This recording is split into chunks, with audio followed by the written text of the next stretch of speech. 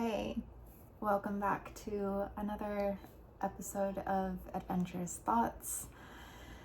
And yeah, we're just gonna keep rolling with the sort of stream of consciousness. We'll see where we find ourselves in this conversation. It's been really, really nice and fun sharing over on Instagram the last couple weeks and just noticing this, I guess, I don't know, the word coming through is liberation. Might be a strong word to use for social media, but I feel like the principle of liberation feels appropriate because it feels, just very creatively freeing. And I have missed that a lot. I think a couple years ago, not a couple years ago, like several years ago at this point, I was in a very nice flow with the, like old Instagram account that I had that was kind of set in a niche. It was, talking about something that I was very interested in and passionate about, and I had a never-ending curiosity about it. I wanted to keep, connecting with people about it. I wanted to just keep asking questions and sharing any random kind of thought or thesis and weird idea that I had about the subject with other people, and also scratch the itch of the designer in me that wants to design pretty graphics. And I feel so blessed that that has also been my day job for like the last roughly 15 years at this point. And I have gotten to just, create so much. And that is a really big blessing and gift. And I feel, very, very grateful. But that being said, there's a difference between doing that for other people's work and their business, and while I certainly get to like bring my own flavor to the table, I am trying my best to always keep like myself out of it. And that was something I really struggled with for a long time in my career, and thankfully just had some great mentors and help along the way where I learned how to, kind of create that better boundary around my design taste or my design eye and other people's taste, or what serves their business the best, like what actually helps them in that situation versus just maybe what I would want it to be. And I think design especially is just so subjective. It's so deeply personal, and we all, there's a reason why it's beauty is in the eye of the beholder, and no two eyes see something the exact same, or I suppose two eyes do, but not like what we're going for four there. So point being is it feels super, super, super nice to, be giving myself permission to shove any of my insecurities, self-doubts, fears, or self-imposed judgment, fear of other people's judgments, or anything related to that sort about social media to the side, and saying I get to literally just have fun with it. And if it's not feeling purposeful, energizing, or fun, if it doesn't feel like an authentic creative expression, if it doesn't scare me maybe a little bit, if it's not pushing me out of my comfort zone, then I don't need to do it. By no means do I need to do this. But if it's enriching my life and it's stretching me, then I think that's a very valuable just asset right now. So I've been having a lot of fun with that. I am having a lot of fun with this. I don't even necessarily feel like at this point I don't know. I was just, I guess kind of talking about it with a few random people in my life in the last week, saying that I'm feeling very good to be kickstarting the podcast back up. I'm feeling very good to be flexing the voice box and these muscles, and just essentially kind of, I don't know, stabbing in the dark in this general direction of saying a part of me really loves speaking, and I have not embraced that as much as I could have. I've come very far with it in the last couple years, but I know there's more. So it's lovely that people in my life think or reflect back to me that I am a articulate speaker. That's very kind. That is very kind. And I am trying to actually take that in, or like let it land. Let it land.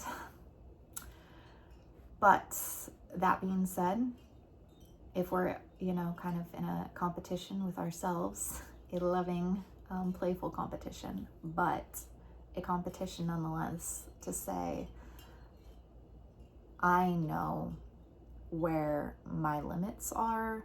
I know where the comfort zone lies. I know where the weaker muscles are. I know what it looks like to envision the version of myself that just, she still speaks with a level of clarity, confidence, certainty, power, like not power in a dominating sort of sense, but genuinely just a solidness within, and a freedom, or again, that like liberation. So I have no idea, again, where and how that's going to evolve in my life, but I think at this point, looking back at all of the weird random side scenic routes I've taken, all purely, or not purely, by no means purely, that's but perhaps in large part, to just build like muscles within myself, and say that I've done a lot of random projects. I've tried on a lot of weird miscellaneous hats in my professional life, in my creative hobbies. I've done a lot, which is really cool in the last decade. And a lot of them seemingly, amounted to dead ends or random pivots, and just literally trying something on, being very gung-ho about it, and then scrapping it entirely and on to the next thing. But I know from being on the inside how there is a through line saying I still have been growing, and I still have been, gathering all of these different skills. I've been building self-knowledge. I've been building self-trust. I have been experimenting with different flavors of creation. So I know now, not just intellectually through like a perceived idea about something, but I actually have like the lived embodied knowledge of, oh, that works for me, that doesn't, that feels right, that doesn't, again, that's coming from a more deeply rooted, true alignment kind of place, or that is a flurry of excitement in comparison that I jumped on some bandwagon and it was fun and now I'm done. Kind of going back to what we touched on last week. So I think all those experiences are really valuable. I think as a human, there doesn't need to always be a perfect end goal, and it's probably only ever been perfectionism in my mind, or dare I say anyone's mind, that it needs to lead somewhere specific in some sort of straight and narrow path. And, just the, I'm gonna say, unfortunate societal sickness of certainly Western civilization, but I mean, just our world as a whole, probably just the masses of it, as far as how societies are structured, painting this like life path that we're all supposed to walk, that does to the mind kind of create like a linear path and some sort of, you know, school, graduate, college, graduate, job, meet partner, have kids, work, retire, die. Like it feels very sequential.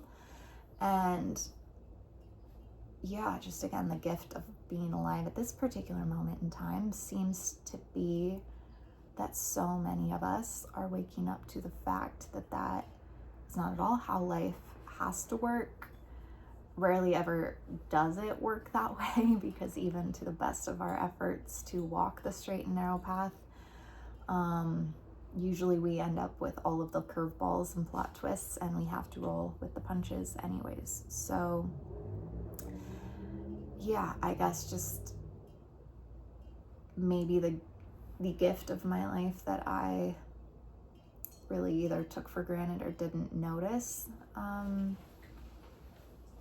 was that it has been so all over the place and very non-linear, that it's given me a sort of like normalization to that, like a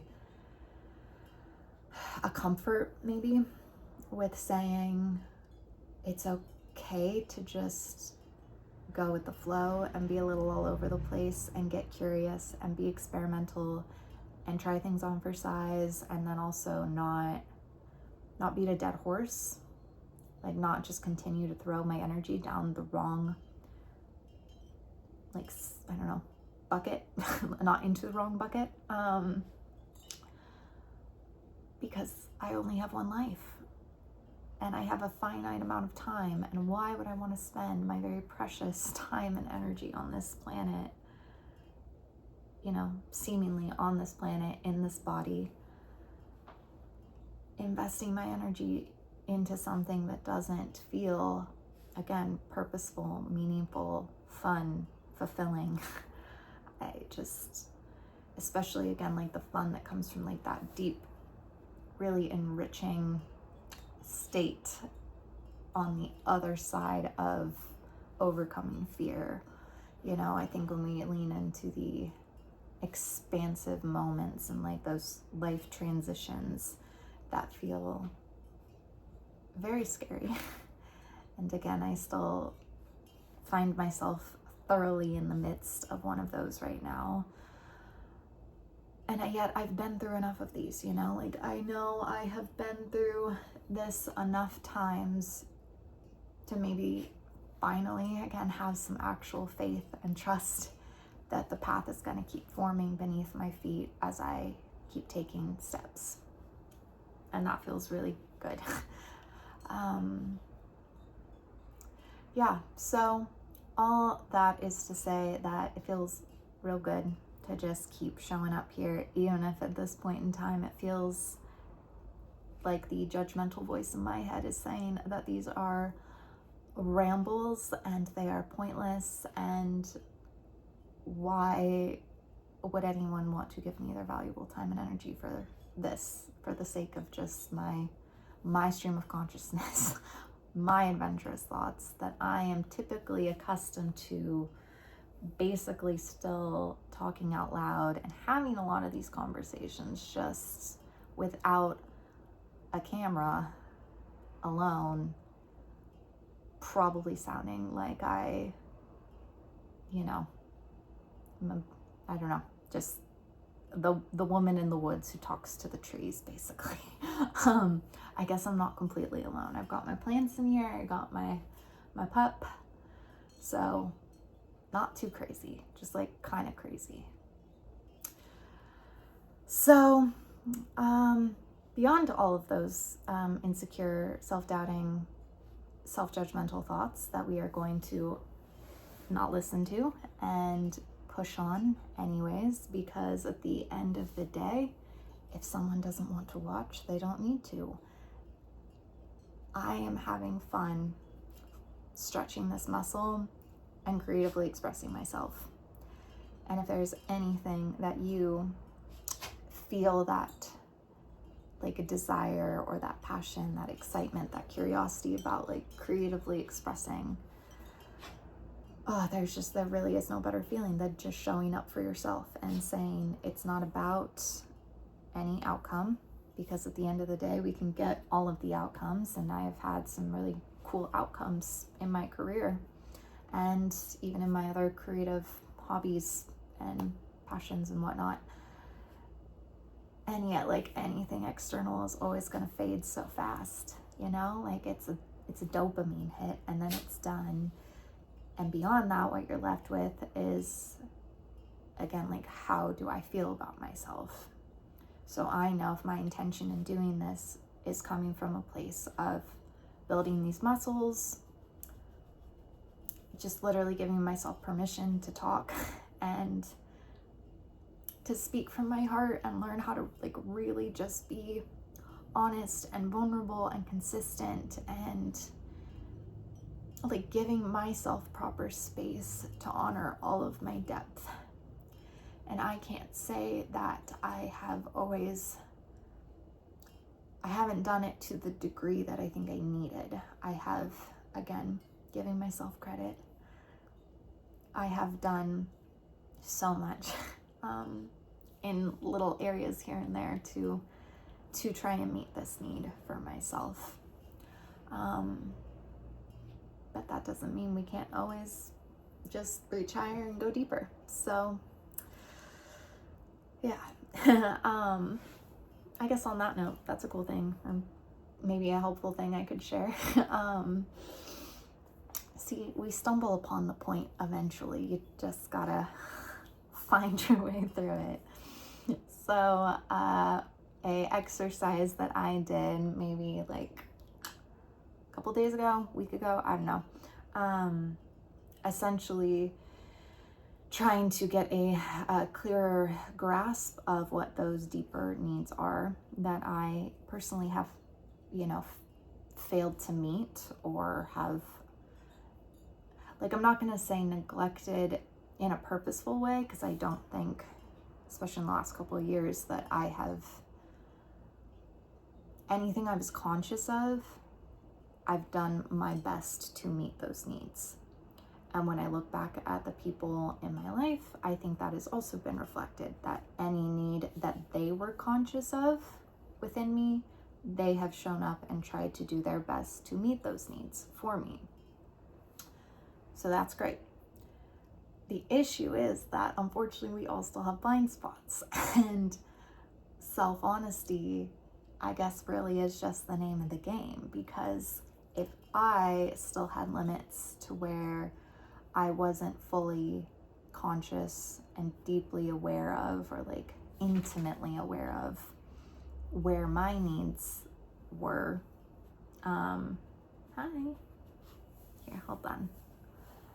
I guess if you're listening on audio, you won't be able to meet Charlotte, but I'm gonna try and bring her up here for any of our video friends. Oh, this is my little gal. She is totally uninterested in just smelling all of my sister's animals on my skirt.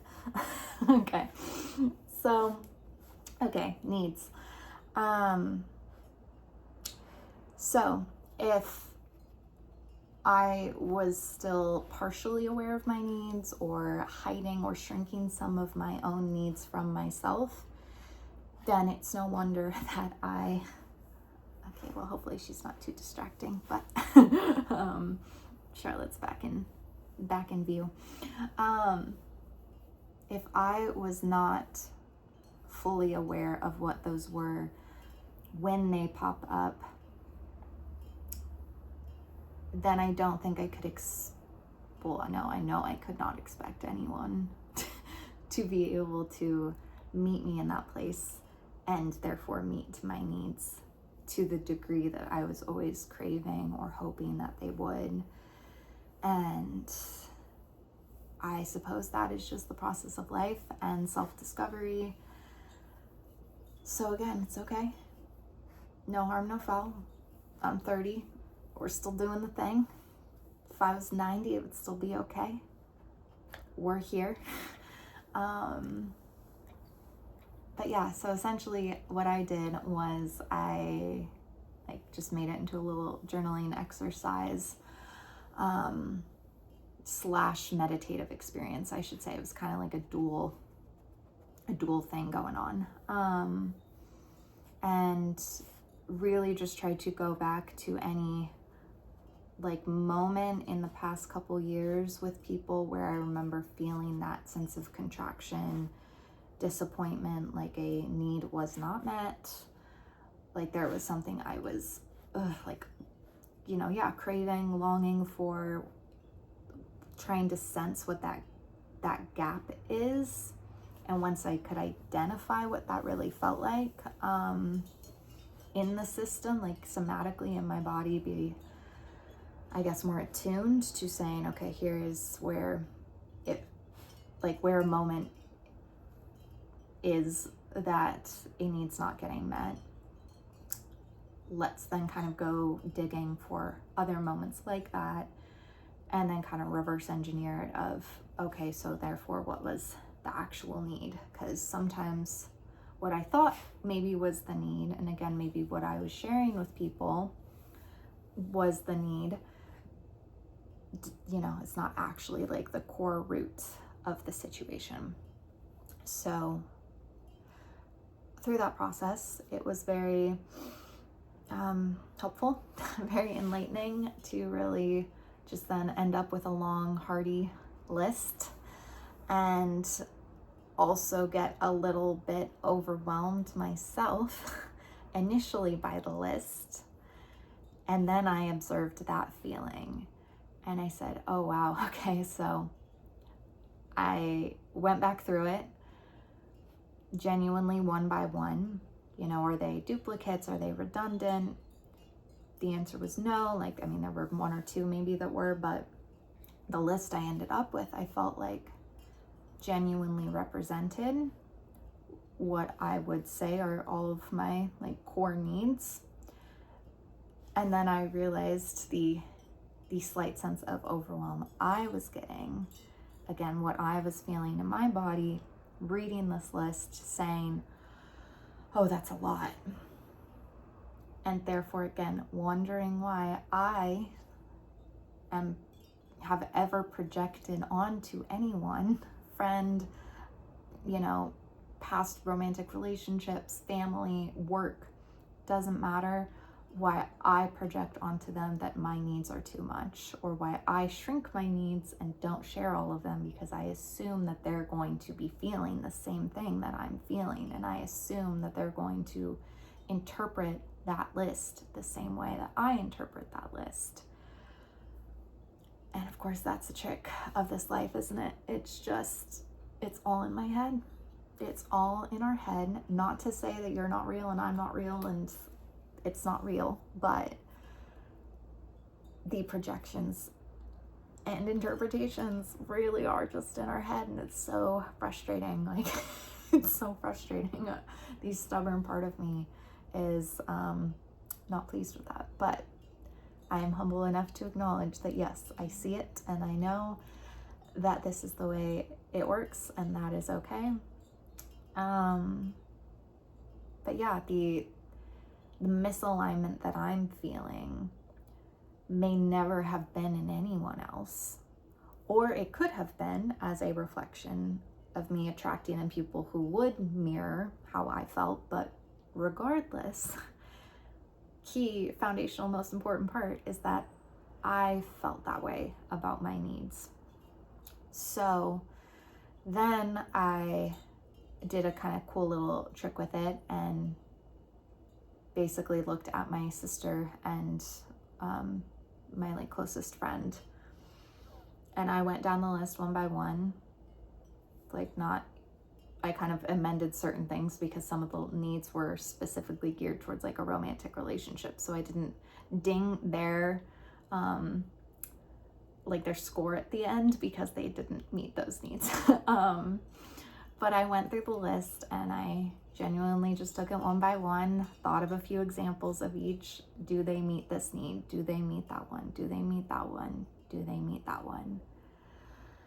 And it was really cool to just see how, I mean, I think my friend came in at like maybe 99%. My sister was at 100. It was crazy. And I went back through the list then, scrutinized them a little more harshly. And they just like actually meet my needs. I don't have to shrink myself. I don't have to be less of myself. I don't have to be self-conscious of a single thing on that list. They just like actually can hold me in my entirety, and they would never think that anything on that list is too much. So, very eye-opening, heartwarming experience.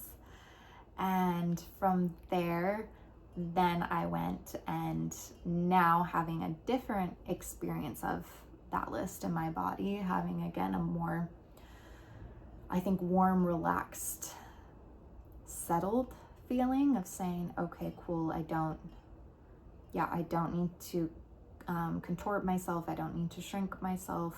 I don't need to be embarrassed of this list. I don't need to like shave it down, or again be like, how can I bundle things together and just package myself into a form that is smaller and better and more digestible based off one perception that only lives in my head anyway. And I just said, okay, can I read this list through the lens of myself, of how do I meet my own needs?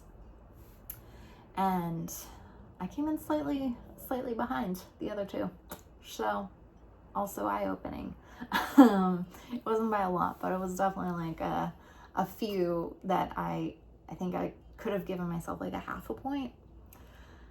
But if I'm gonna be, ruthless, I still have more I can do. So again, part of that being one of those needs, like being deeply listened to and being given space to talk. So therefore, again, what is one potential outlet or form where I could do that?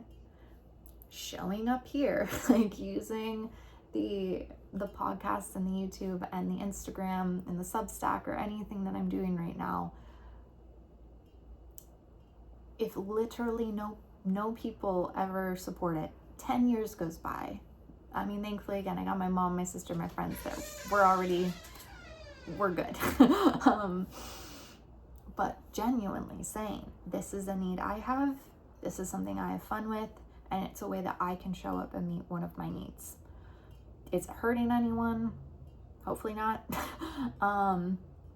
It's certainly helping me. So therefore, that is enough. I don't need to justify it. I don't need to feel self-conscious about it. I don't need to shrink it. It's just something that I need. And maybe somebody else could have that same underlying, again, root cause kind of need, but their expression, their form of that could look completely different. And that's perfect and beautiful. And as humans, we're all so different. And that's awesome. So just embracing and accepting the fact that this is what is coming through for me as the shape it wants to take. So yeah, I think that it's been nice. Even my journaling lately has felt a lot more relaxed. I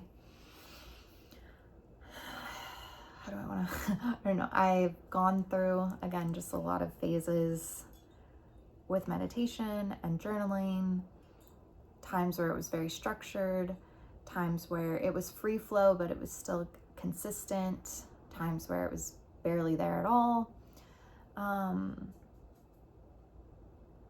And I just think that, again, there's something right now about like journaling specifically. I don't know if this is a block. I don't know if I need to change this. I don't know if it's just there for the moment, and that is okay. Of course it's okay. I just have to literally keep reminding myself of that. So if you ever hear me inject those kinds of things over and over and over again, you're like, we get it. It is. I sometimes don't get it, and I need to keep hearing it. So that is why I catch myself, and I try to yeah, just be very mindful about my words, because I know that I'm listening to myself and I'm being deeply listened to. Okay, so yeah, with the journaling, the feeling or like resistance around it right now just feels like it's, to me, more so that echo chamber of just talking to myself, which probably sounds insane given that I'm literally just sitting here seemingly talking to myself. But hear me out. I feel like with journaling right now, it's maybe because I have done a lot of that. I love writing. I need to write. But it's kind of taking on, again, like a feeling or a tone of more of that speaking just to the void or speaking just to myself. And the whole nature of journaling, I think, is that it's very sacred and it's private. And I love that. And sometimes I do need that. Going through that needs exercise felt like, yeah, I don't want to publicly do that in real time. That is a very private, personal thing that deserves a sacred space. But it's also cool to say that, yeah, I just am in a season, I think, where I'm actually craving, I'm craving connection. And this is obviously, again, a very weird, pseudo, digital, strange, partial, also kind of in our head form of connection that I 100% support the idea that this is not a substitute for actual, real, in-person human connection. But I don't think there's anything wrong with saying it's still a step in that direction, to the point where it comes with vulnerability. Again, not as much vulnerability as in-person, in real-time connection. So again, I do things in my life to scratch that itch and to push myself in those areas as well. But it is nice right now to just be in a season of saying, yeah, like I want to write about something, or I want to speak about something.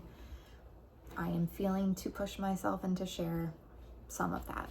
Not, again, all of it, not all in real time. Some of it needs to be digested. You know, even sharing the whole meditative experience and like connection I had with God.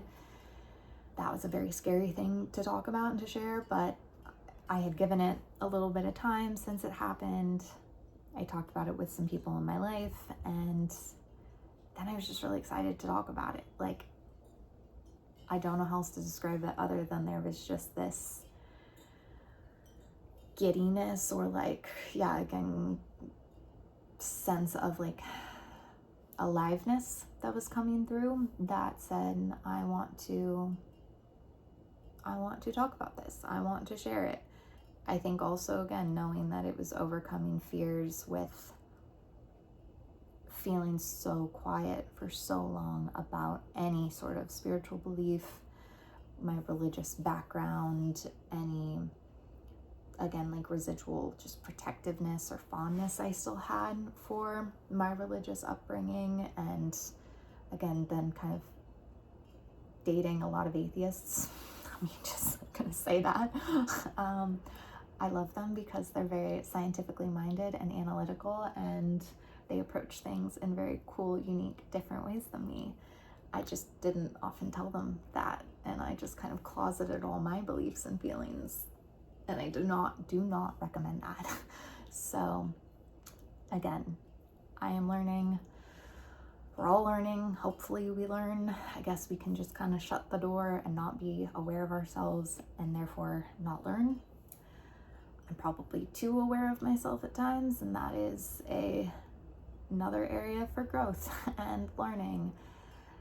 But, you know, something like that where I could have allowed that to just run kind of rampant in my life in a very more self-destructive form, or I could just take it and spin it and shift it into a strength and an asset and a positive thing, and say, okay, I clearly have a hyper intensive, analytical, super self-reflective mind that is just painfully geared towards at times self-obsession or being self-absorbed. And if I can be aware of that and I can hone it correctly and I can use it to take accountability and be more, just self-reflective, to get a like 360 view of myself, while also bringing in like the self-compassion and giving myself grace and all those very important things that if I didn't have that emotional support system that I was giving myself, then I think being a very self-reflective, analytical person just kind of results in a inner collapse and a lot of overthinking. And at least for me, in my youth, it was just downright self-loathing. So yeah, the mind is a crazy place, and life on earth is hard. It's just hard. I feel like no matter what privilege you were born into this life with, no matter what blessings come your way, like the game is just hard, and everyone has their seasons of difficulty. And if we want to climb any big mountains, whether those are internal or external, it's gonna take muscle. It's gonna take muscle, and there are gonna be pains along the way. So I am thinking we're gonna leave this week there, and I'm just gonna try to get better about tying these with like a little bow. Wish me luck. Any final thoughts or words I want to share? Maybe just, I recommend the need journaling exercise. It was confronting and helpful, and I think again, just us taking more accountability for saying, if I have needs that I don't feel are getting met by those around me, is that resulting in, again, me having maybe a partial view of my own needs, or an unwillingness to fully back any of those needs that I am aware of. And I think the more that we fiercely commit to that in whatever way we can, the world will reflect that back to us. The world will reflect that back to us. We will make different decisions. We will not tolerate certain things with people. We will just align naturally with other people who are also in that space and speak that language, and who again don't look at a long list of needs and tense up. They will be like, oh yeah, of course, I expect a lot and I give a lot and I need a lot, so I know that of course, you being my equal, who I'm in connection with and who I respect, you would also expect a lot and need a lot, and I give a lot, so I'm happy to meet you in that space. I think when you have multiple people coming into dynamics, again, business, friendship, romantic, then that's where it just becomes a very cool, expansive, challenging, in all the best ways kind of engagement. So here's to fully embracing all of our needs and knowing that we are never too much, despite all the very loud, annoying voices in our heads that likes to tell us otherwise. And again, we understand. I'm not gonna tell those voices to F off or anything. I get it, and I will offer them compassion, and I will say, get on board, because this is how we're living now. All right, thank you for listening and sitting here with me and giving any of your time or energy or attention. It's deeply valued. And until next time, bye.